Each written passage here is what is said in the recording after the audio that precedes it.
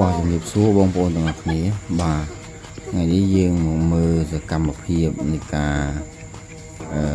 រស់នៅរបស់អាជីណាដែលជាទូទៅអាជីណាមានការរស់នៅនិងការប្រមាញ់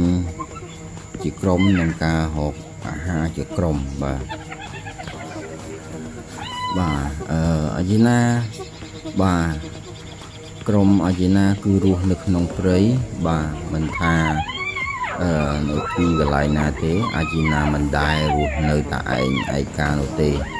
បាទភាគច្រើនការប្រមាញ់របស់អាជីណាគឺប្រមាញ់តែខាងក្រោយគឺក៏ប្រមាញ់បាទហៅថាការប្រមាញ់ថាជំនាញនៃការប្រមាញ់ហ្នឹងគឺខំតែពោះខំតែកគូទៀតទេបាទហើយអាជីណាមានពេលខ្លះបាទគឺដើរជាវងគឺចាប់ពី4ទៅ5ក្បាលឡើងបាទ4ទៅ5ក្បាលឡើងបាទអញ្ចឹងបាទបើសិនជាមានវងសត្វធំ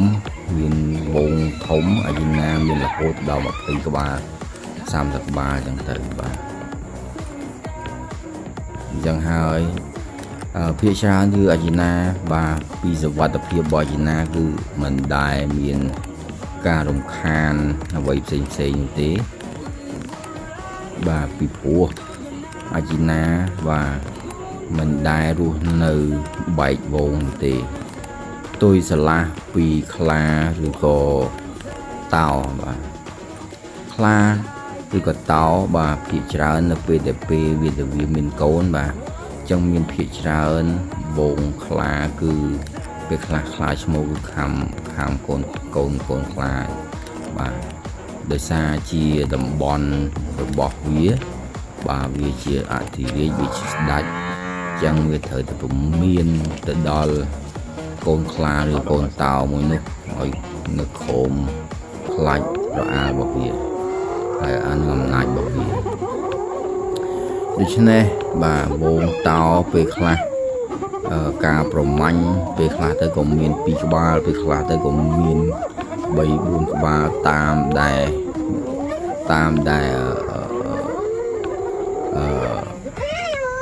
ម្ចាស់ក្រុមគេហៅថា leader ក្រុមហ្នឹងម្ចាស់ក្រុមហ្នឹងគាត់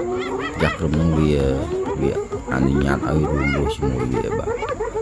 ភាគច្រើនយើងមើលឃើញក្នុងវីដេអូមួយនេះបាទ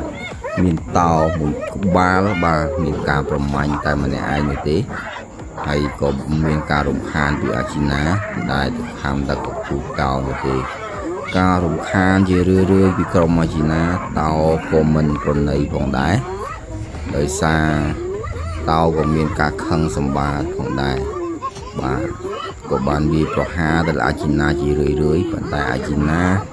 ក៏មិនខ្លាចនឹងញើតោទេបាទវាមិនដែលរត់ចោលគ្នានោះទេ